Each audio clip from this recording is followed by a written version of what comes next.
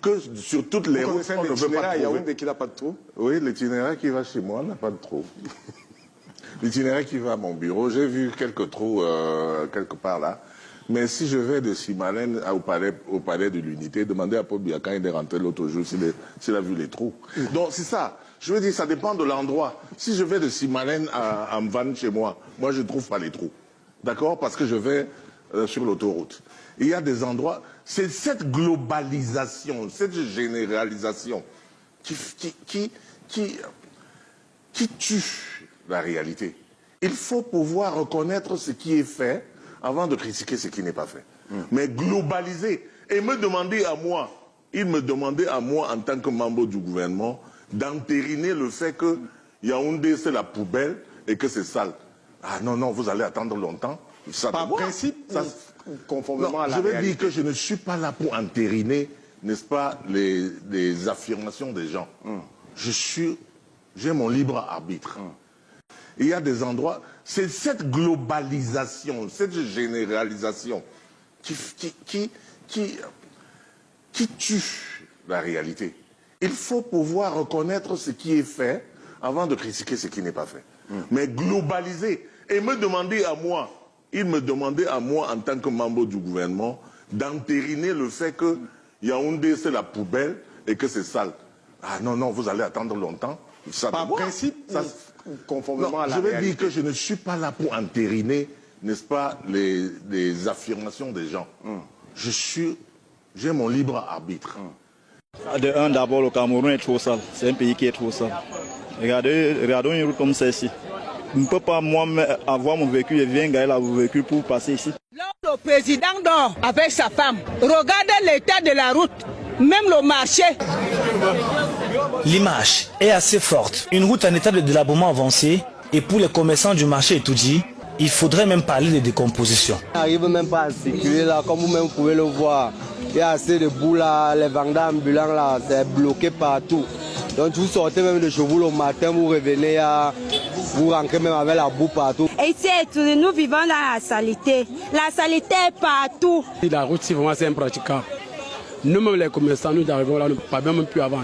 Les gens ne peuvent pas circuler en paix, la boue, la pluie, tout ça.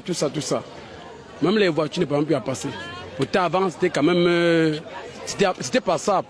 Pour un quartier comme Etoudi, dans le premier arrondissement de Yaoundé, abriter la présidence de la République, mais aussi la route la plus dégradée de la ville, relève du véritable paradoxe. Un cordonnier mal chaussé, peut-on dire. Dans la zone estudiantine de Bonas, Bonamoussa dit, les ordures ont considérablement réduit la chaussée. Beaucoup de véhicules ne peuvent plus entrer là-bas parce que la route est mauvaise. D'ici 24 heures, la route sera bloquée. Il y aura l'embouteillage ici à cause des ordures. Mais les ordures à Yaoundé, ce n'est pas uniquement à Bonas. Difficile de circuler dans la cité capitale sans se heurter au tas d'immondices. C'est un constat qui ternit l'image de la capitale parce qu'on peut être dans le cœur de la capitale d'un pays et on a encore une telle réalité. C'est assez dégoûtant parce que lorsqu'on passe, il y a les odeurs. Non seulement ça, cela cause les embouteillages parce que les déchets occupent la voie, donc du coup, et ça accroît même les risques d'accident. Depuis quelque temps, les ordures sont devenues la chose la mieux partagée à Yaoundé. Nos tentatives en vue d'obtenir une explication de la mairie de la ville, de Issakam ou de Tilkoff, la nouvelle société de collecte dont le champ de compétences se limite à la commune d'arrondissement de Yaoundé 3e, sont restées vaines. Incroyable, mais vrai, les faux sceptiques dictent leurs lois dans les rues du 6e arrondissement de la ville de Yaoundé.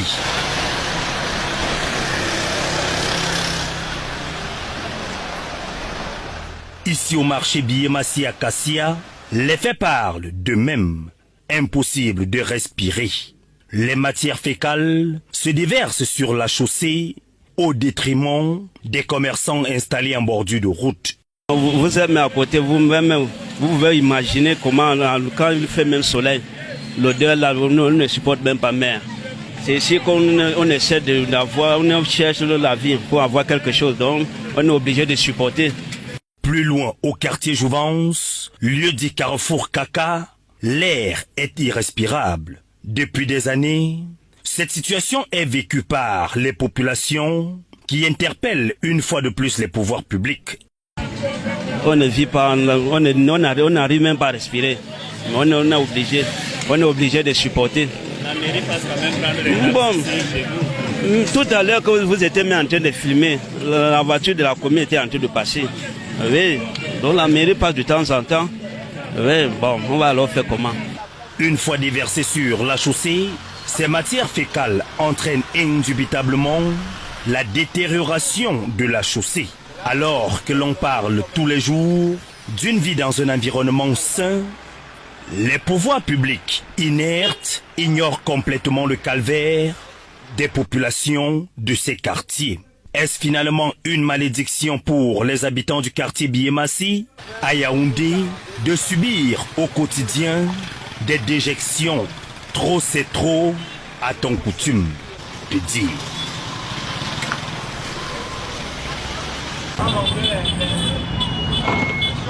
C'est dans cet état insalubre que sont les rigoles dans plusieurs quartiers de la ville de Yaoundé. Ces voies qui servent de canalisation des eaux usées sont devenues de véritables dépotoirs. L'incivisme des populations est pointé du doigt. Des gens qui déversent les déchets dans les caniveaux en espérant que quand il va pleuvoir, l'eau emporte les ordures. Mais quand il pleut, c'est bouché. C'est l'incivisme des Camerounais qui fait en sorte que nous vivons des choses pareilles. C'est nous qui jetons ces ordures. Premièrement, il y a un problème d'ignorance.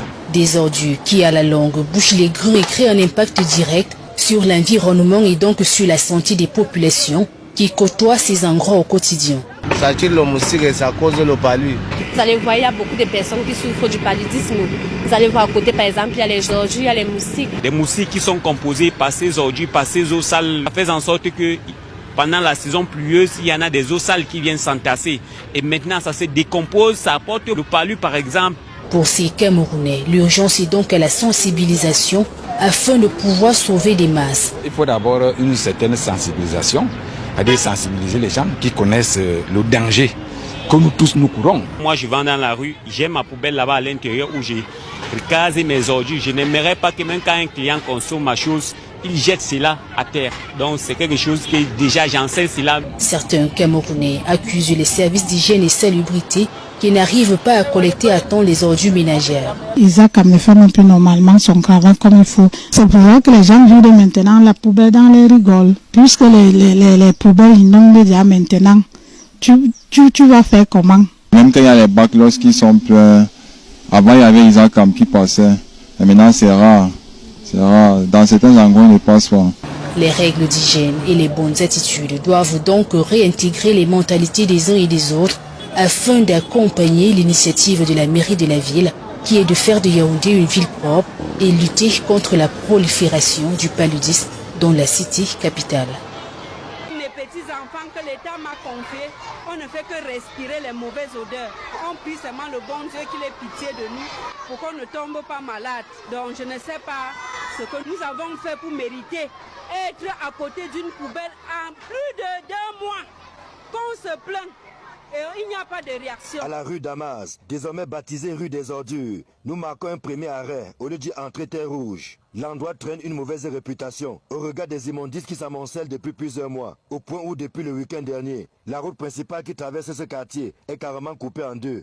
Vraiment, c'est un calvaire que nous vivons et les mouches, nous sommes débordés. Vraiment, si on ne fait pas quelque chose, les maladies vont nous tuer seulement avec les mouches et les odeurs. Pour les ordures, si nous sommes vraiment débordés, ça fait qu'augmenter, ça fait qu'augmenter. Et quand il pleut, c'est la catastrophe.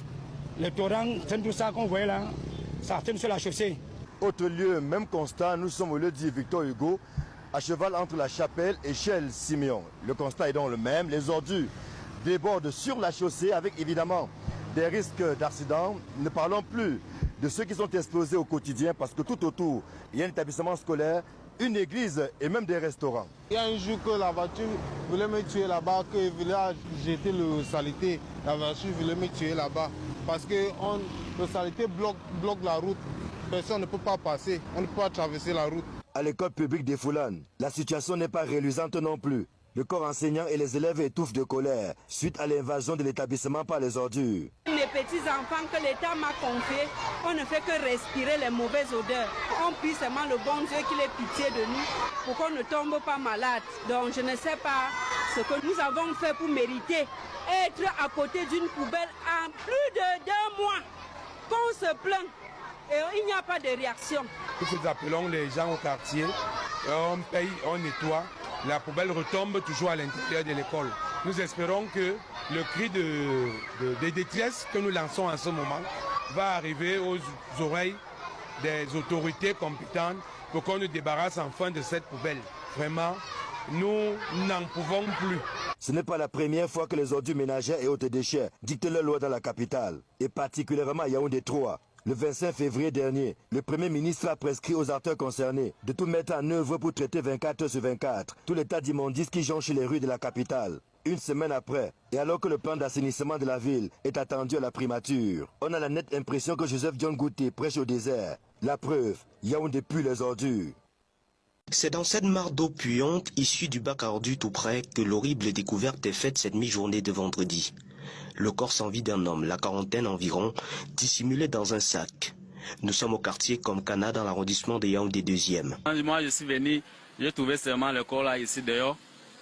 Et les gens qui ramassent, les gens qui cessent le fer, les gens de ferraille là.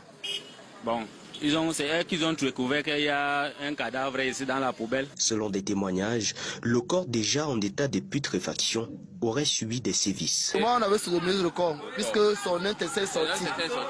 Tu vois, non, des fesses. Ils ont déchiré le pantalon, ils ont tourné, il n'y avait pas de sexe. Et il y avait les intestins étaient sortis. Donc, il paraît qu'ils ont retiré l'organe, l'anis aussi, voilà, un peu de tout. La dépouille aurait donc été déposée ici depuis plusieurs jours. C'est apparemment la forte odeur qui s'y dégageait qui a poussé la curiosité des ramasseurs de ferraille ce matin de vendredi. Le monsieur, comme l'odeur dérangeait derrière trop, ils se sont renseignés, mais ils sont cherchés à voir ce qui ne va pas. Il a pris la machette, il a essayé de couper le bord du sac. C'est le pied du gars qui est sorti. Là, il a tiré l'attention de tout le monde. Après identification, le corps a été transporté par les forces de l'ordre et déposé à la morgue en attendant l'ouverture d'une enquête. Au quartier Komkana, il règne en ce moment un climat de peur. Il y a des endroits, c'est cette globalisation, cette généralisation qui tue la réalité. Il faut pouvoir reconnaître ce qui est fait avant de critiquer ce qui n'est pas fait. Mais globaliser et me demander à moi, il me demandait à moi en tant que membre du gouvernement d'entériner le fait que Yaoundé c'est la poubelle et que c'est sale. Ah non, vous allez attendre longtemps. Par principe, conformément à la réalité. Je veux dire que je ne suis pas là pour entériner, n'est-ce pas, les affirmations des gens. J'ai mon libre arbitre.